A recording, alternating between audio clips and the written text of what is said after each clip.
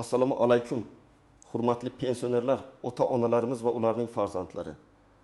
Bugun men juda muhim mavzuni tushuntirib beraman. Iyul oyida pul olish, pensiya to'lovini yo'qotib qo'ymaslik. Qo'shimcha to'lovlardan kechikmaslik va hujjatlarda muammo chiqmasligi uchun ulgurib bajarish kerak bo'lgan 5 ta ish haqida gaplashamiz. Bu ma'lumot har bir pensionerga tegishli, chunki bitta kichik xato ham pensiya kechikishiga, qo'shimcha puldan mahrum bo'lishga yoki ortiqcha yugur-yugurga sabab bo'lishi mumkin. Men sizga oddiy tilda amaliy misollar bilan tushuntiraman. Kim albatta tekshirish kerak, kim xavotir olmasa ham bo'ladi. Qaysi hujjatlarni tayyorlash zarur? Qayerga murojaat qilish kerak? Videoni ho'ziroq oxirigacha ko'ring. Chunki 5-bandda ko'pchilik bilmaydigan, lekin pulga bevosita ta'sir qiladigan juda muhim holatni aytaman. Kanalga obuna bo'ling, videoga like bosing, chunki bunday ogohlantirishlarni vaqtida bilgan odam o'z pulini himoya qiladi. Avvallari ko'p pensionerlar pensiya masalasida faqat bitta narsani bilardi, o'y keldi. Pensiya tushdi yoki pochta olib keldi. Hujjat, plastik karta, ariza, qayta hisob-kitob, yashash joyi, bank ma'lumotlari kabi masalalarga uncha e'tibor berilmasdi. Chunki ko'p ishlar mahalla. Pochta yoki pensiya bo'limi orqali sekin qog'oz asosida yurardi. Odamlar ham pensiyam tayinlangan, endi o'zi kelaveradi deb o'ylardi. Hozir esa tartiblar ancha o'zgargan. To'lovlar bank kartalariga tushadi. Ma'lumotlar elektron bazalar orqali tekshiriladi. Yashash joyi, pasport ma'lumotlari, ish staji, nogironlik muddati, boquvchisini yo'qotganlik hujjatlari, parvarish nafaqasi. Kompensatsiya va boshqa to'lovlar alohida nazorat qilinadi. Ya'ni bugun pensioner faqat kutib o'tirmasligi kerak. Agar ma'lumot bazada noto'g'ri tursa, karta muddati tugagan bo'lsa, ariza vaqtida berilmasa yoki hujjat yangilanmasa, pul kechikishi mumkin. Men bu yerda qo'rqitmoqchi emasman, maqsadim aniq. Iyul oyida 5 ta oddiy ishni bajarib qo'ysangiz, keyingi oylar uchun ham ancha xotirjam bo'lasiz.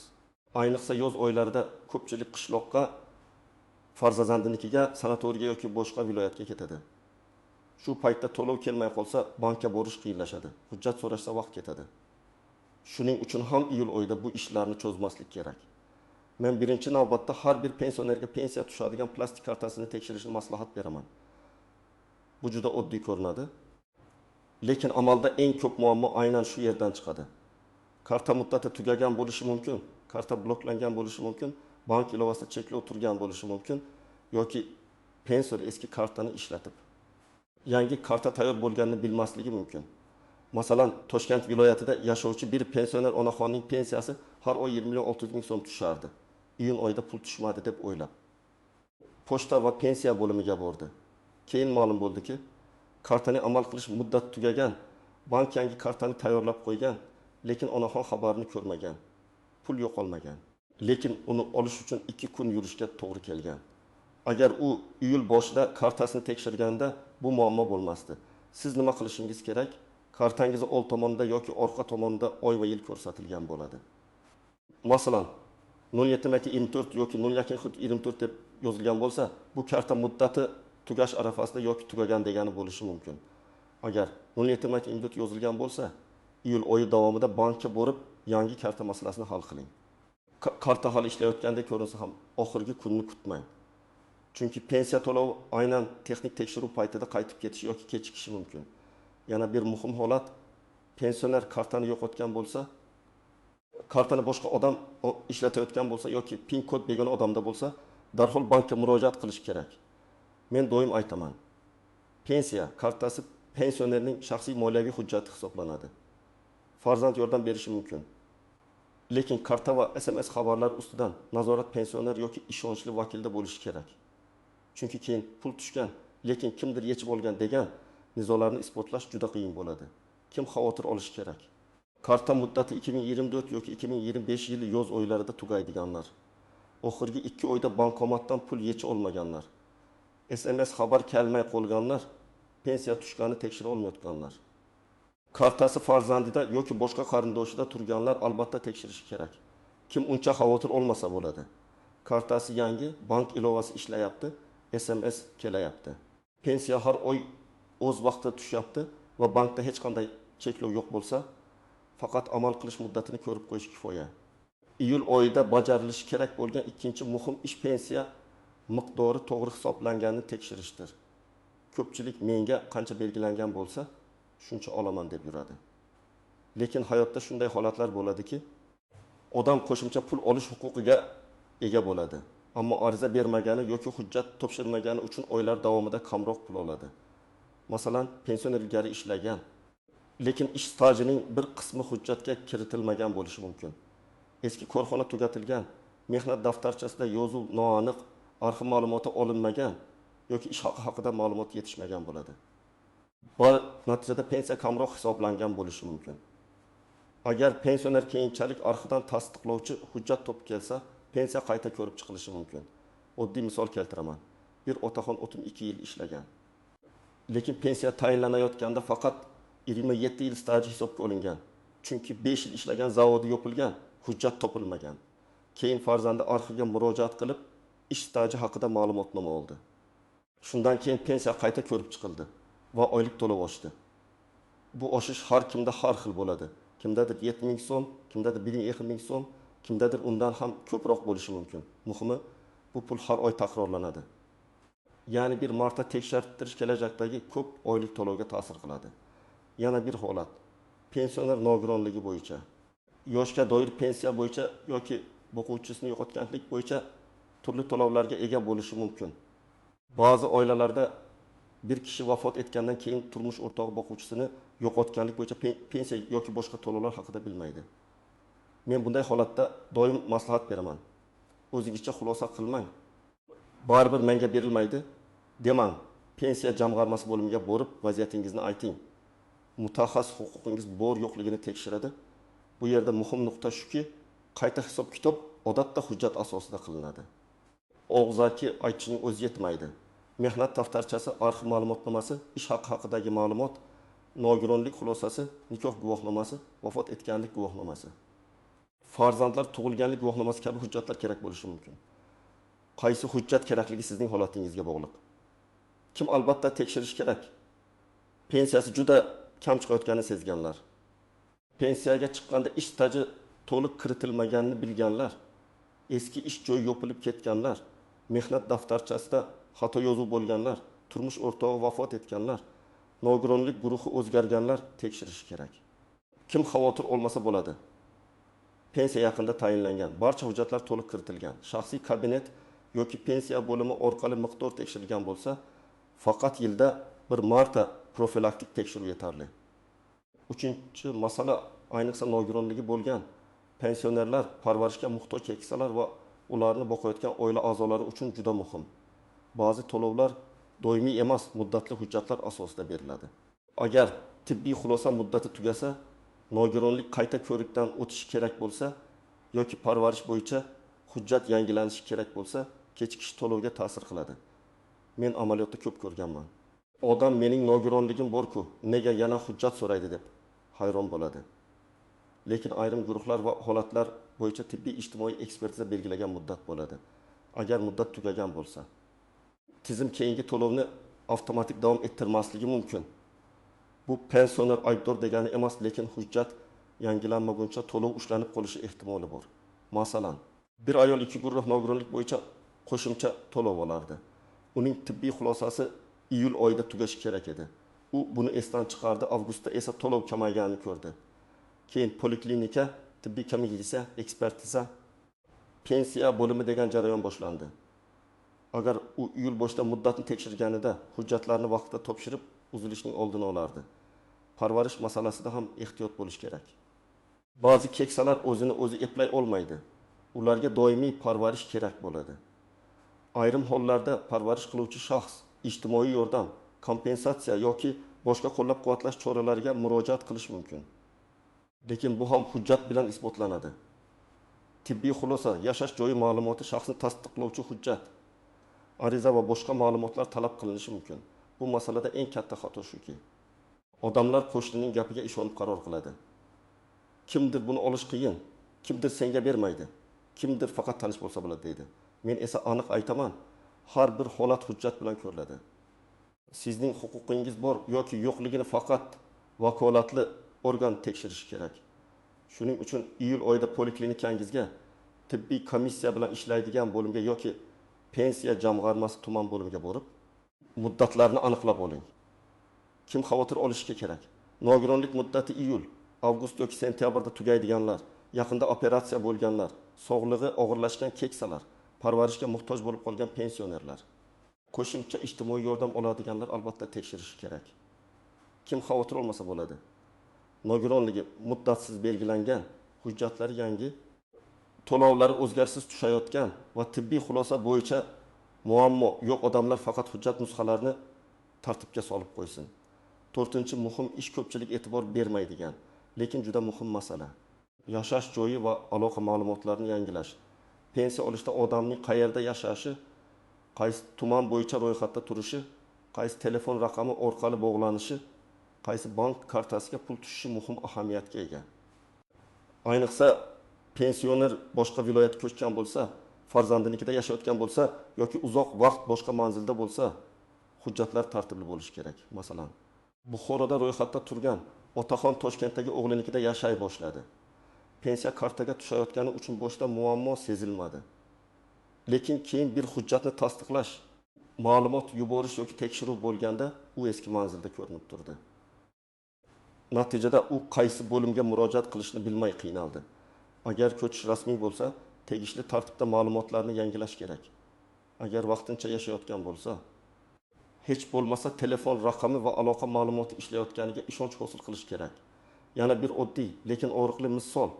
Pensionerning telefon raqami eski bo'ladi. SMS xabarnoma boshqa odamga ketadi yoki umuman kelmaydi. Bank kartasida operatsiya bo'lsa, pensioner xabar topmaydi. Pensiya tushdimi, yechildimi, komissiya bo'ldimi, karta bloklandimi bilmay qoladi. Shuning uchun men har doim tavsiya qilaman. Iyul oyida bankka borib, telefon raqamingiz to'g'ri ulanganmi? SMS xabarnoma faolmi? Karta sizning nomingizdami tekshirib chiqing. Yashash joyi masalasida yana bitta nozik jihat bor. Ayrim ijtimoiy yordamlar. Kommunal kompensatsiyalar yoki mahalla orqali beriladigan yordamlar real yashash sharoiti va ro'yxat ma'lumotiga qarab ko'riladi. Agar hujjatda bir joyda, amalda boshqa joyda yashasangiz, ariza ko'rib chiqilishi cho'zilishi mumkin. Bu yordam berilmaydi degani emas, lekin tushuntirish qo'shimcha hujjat va vaqt talab qilishi mumkin. Siz nima qilishingiz kerak? Pasport yoki ID kartangizdagi ma'lumotlarni tekshiring. Ro'yxat manzilingiz hozirgi holatingizga mos keladimi? Telefon raqamingiz ishlayaptimi? Bank SMSlari kelyaptimi? Pensiya jamg'armasidagi ma'lumotlar eski emasmi? Shularni aniqlang. Agar familiya o'zgargan, pasport yangilangan, ID karta olingan, telefon raqami almashtirilgan, karta banki o'zgargan bo'lsa, buni tegishli joylarga bildirgan ma'qul. Kim albatta tekshirish kerak? Yaqinda ko'chganlar, farzandinikida yashayotganlar. Pasporti yoki ID kartasi yangilanganlar, telefon raqamini almashtirganlar, bankini o'zgartirganlar, pensiya kartasini yangilaganlar tekshirishi kerak. Kim xavotir olmasa bo'ladi? Bir manzilda uzoq yillardan beri yashayotgan, aloqa raqami ishlayotgan, bank SMSlari kelayotgan va hujjatlari o'zgarmagan pensionerlar faqat ma'lumotlarni bir marta ko'zdan kechirib qo'ysin. Endi 5-chi va juda muhim masalaga keldik. Ko'pchilik pensioner faqat pensiya pulini o'ylaydi. Lekin amalda pensionerlar uchun boshqa turdagi yordamlar ham bo'lishi mumkin. Kommunal to'lovlar bo'yicha kompensatsiya, dori-darmon xarajatlari bo'yicha yordam, sanatoriyga yo'llanma, nogironlik vositalari, mahalla orqali moddiy yordam yoki ijtimoiy himoya dasturlari. Bularning hammasi ham avtomatik berilavermaydi. Ko'pincha ariza, hujjat va tekshiruv kerak bo'ladi. Iyul oyida bu masalani ko'tarishning sababi bor. Yozda ko'p odamlar hujjat topshirishni keyinga qoldiradi. Avgustda boraman, kuzda qilaman, hozir issiq, farzandim kelganda boramiz deb yuradi. Lekin ayrim yordamlar navbat, limit, muddat yoki komissiya qaroriga bog'liq bo'ladi. Siz bugun ariza bersangiz, natijasi bir necha hafta yoki oyda chiqishi mumkin. Kechiksangiz, yordam keyingi davrga qolib ketadi. Masalan, sanatoriy yo'llanmasini olaylik. Pensioner salomatligini tiklashga muhtoj, shifokor tavsiya bergan. Lekin u yo'llanma bo'yicha mahalla, tibbiyot muassasasi yoki ijtimoiy xizmat organlariga vaqtida murojaat qilmaydi. Keyin navbat cho'zilib ketadi. Natijada kerakli mavsumda bora olmaydi. Yana bir misol, yolg'iz yashaydigan pensioner kommunal to'lovlarni to'lashda qiynaladi, lekin mahallaga ariza bermaydi. Hujjat topshirilmagani uchun uning holati rasmiy ko'rib chiqilmaydi. Dori-darmon masalasida ham shunday. Ba'zi pensionerlar har oy bosim, yurak, qandli diabet yoki boshqa kasalliklar uchun to'g'ri bo'ladi. Xarajat 300 ming, 500 ming, ba'zan 1 million so'mgacha chiqadi. Agar odamning daromadi faqat pensiya bo'lsa, bu katta yuk. Bunday holatda shifokordan kasallik bo'yicha ma'lumot, retseptlar, xarajatni ko'rsatuvchi hujjatlar, mahalla tavsifi yoki boshqa zarur ma'lumotlar bilan yordam so'rab murojaat qilish mumkin. Har doim ham yordam tasdiqlanadi deb bermayman, lekin ariza bermasangiz umuman ko'rib chiqilmaydi. Bu yerda yana bir nozik jihat bor. Arizani og'zaki aytib ketish yetarli emas. Men har doim yozma yoki elektron iz qoldirishni maslahat beraman. Masalan, mahallaga borsangiz, ariza topshiring, qabul qilinganini so'rang. Pensiya bo'limiga borsangiz, mutaxassisdan aynan qaysi hujjat yetishmayotganini yozib oling. Bankka borsangiz, karta yoki hisob bo'yicha masala hal bo'lganini tekshiring. Chunki men aytgandim degan gap keyin isbot bo'lmaydi. Endi istisnolar va ehtiyot bo'lish kerak bo'lgan joylarni tushuntiraman. Birinchi nuans: hamma pensionerga ham bir xil to'lov yoki bir xil yordam berilmaydi. Kimdir yoshga doir pensiya oladi, kimdir nogironlik pensiyasi oladi, kimdir boquvchisini yo'qotganlik bo'yicha oladi, kimdir ijtimoiy nafaqa oladi. Shuning uchun qo'shningiz olgan pul sizga ham avtomatik tegishli bo'lmasligi mumkin, lekin aksincha ham bo'ladi. Qo'shningizga berilmagan yordam sizga berilishi mumkin, chunki sizning holatingiz boshqacha. Ikkinchi nuans: pensiya oshishi. Qayta hisob-kitob yoki qo'shimcha to'lov odatda hujjat topshirilgan sana va qonuniy tartibga bog'liq bo'ladi. Odam men bu huquqni 2 yil oldin bilmaganman, endi hammasini qaytarib bering deb o'ylashi mumkin.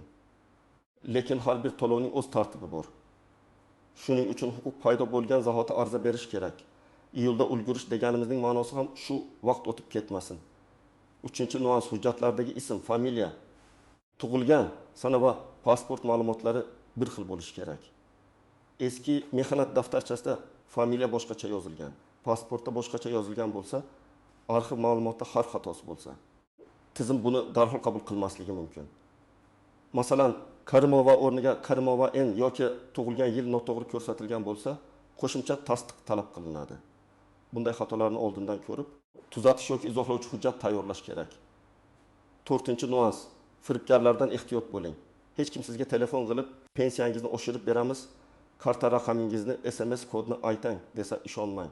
Bank SMS kodi, karta PIN kodi, ilova paroli hech kimga aytilmaydi. Pensiya bo'limi ham, bank ham SMS kodini so'ramaydi. Agar kimdir pul evaziga navbatsiz qilib beraman desa, ehtiyot bo'ling. Hamma ishni rasmiy idora orqali hujjat bilan qiling. 5-nuans: pensionerning farzandlari yordam berayotgan bo'lsa ham, hujjatlar pensioner nomidan to'g'ri rasmiylashtirilishi kerak. Agar pensionerning o'zi bora olmasa, ishonchnoma kerak bo'lishi mumkin. Ba'zi xizmatlar uchun vakil orqali murojaat qilish mumkin. Ba'zilar uchun pensionerning shaxsan ishtiroki talab qilinadi. Buni oldindan telefon qilib yoki borib aniqlab oling. Shunda bitta hujjat yetishmagani uchun qayta borishga to'g'ri kelmaydi. Endi men sizga aniq harakat rejasini aytaman. Birinchi qadam: bugunoq pensiya kartangizni oling va amal qilish muddatini tekshiring. Karta muddati tugagan yoki tugashga yaqin bo'lsa, bank filialiga boring. O'zingiz bilan pasport yoki ID karta, eski karta va telefoningizni oling. Bank xodimidan pensiya tushadigan hisob formi, SMS xabarnoma ulanganmi? Karta bloklanmaganmi? Shuni tekshirtiring. Ikkinchi qadam: pensiya miqdorini tekshirish uchun pensiya jamg'armasining tuman yoki shahar bo'limiga murojaat qiling. O'zingiz bilan pasport yoki ID karta, mehnat daftarchasi, mavjud arxiv ma'lumotlari, ish staji yoki ish haqi haqida hujjatlar bo'lsa, hammasini olib boring. Mutaxassisga aniq ayting: mening pensiyam to'g'ri hisoblanganmi? Qo'shimcha staj yoki qayta hisob-kitob qilish imkoniyati bormi? Tekshirib bering. Javobni tushunmasangiz, qaysi hujjat yetishmayotganini yozib berishni so'rang.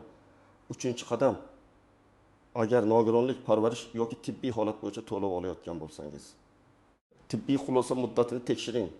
Poliklinikaga borib, qayta ko'rik kerakmi? Qaysi shifokorlardan o'tish kerak? Qanday tahlillar topshiriladi? Aniqlang. Hujjat muddati tugashini kutmang. Ayniqsa iyul oxiriga borib hamma ishni bir kunda hal qilaman deb o'ylamang. Tibbiy jarayon vaqt oladi. 4-qadam: yashash joyi va aloqa ma'lumotlarini tartibga soling. Pasportdagi manzil, bankdagi telefon raqami, pensiya bo'limidagi ma'lumotlar bir-biriga mos bo'lsin. Agar ko'chgan bo'lsangiz yoki telefon raqamingiz o'zgargan bo'lsa, buni yangilang. SMS kelmayotgan bo'lsa, bankka boring. Agar pensionerning o'zi yurishga qiynalsa, farzandlari hujjatlarni ko'rib chiqsin, lekin rasmiy vakillik masalasini ham unutmasin. 5-qadam, mahallaga yoki ijtimoiy xizmat ko'rsatish organlariga borib, sizga tegishli yordamlar bor yo'qligini so'rang. Kommunal to'lov, dori-darmon, oziq-ovqat, sanatoriy, parvarish, nogironlik vositalari, yolg'iz keksalarga yordam kabi masalalarda ariza berish mumkinmi? Aniqlang. O'zingiz bilan pasport yoki ID karta, pensiya guvohnomasi yoki pensiya olishingizni tasdiqlovchi ma'lumot, tibbiy hujjatlar, kommunal to'lov kvitansiyalari, dori xarajatlari bo'yicha chek yoki retseptlar, yashash sharoitini tasdiqlovchi ma'lumotlarni olib boring. Men sizga yana bitta amaliy maslahat beraman. Alohida papka qiling. İçiga pasport nusxasi, ID karta nusxasi, pensiya hujjatlari, bank kartasi rekvizitlari, mehnat daftarchasi nusxasi, tibbiy xulosalar, arxiv ma'lumotlari, kommunal kvitansiyalarni joylang. Har safar idoraga borishda hammasini oldida izlab yurmaysiz. Bu oddiy tartibsizga vaqt, asob va pulni tejaydi.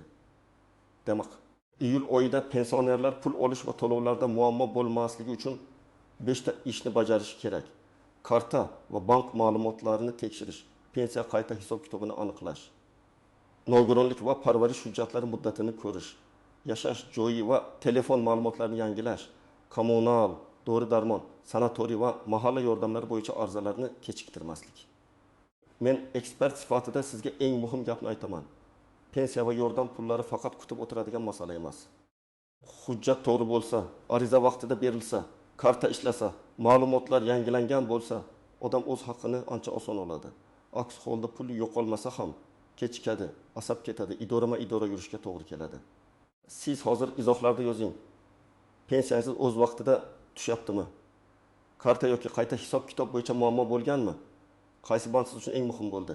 Videoga like bosing, kanalga obuna bo'ling va bu videoni ota-onangizga, qo'shnilaringizga, pensioner qarindoshlaringizga yuboring.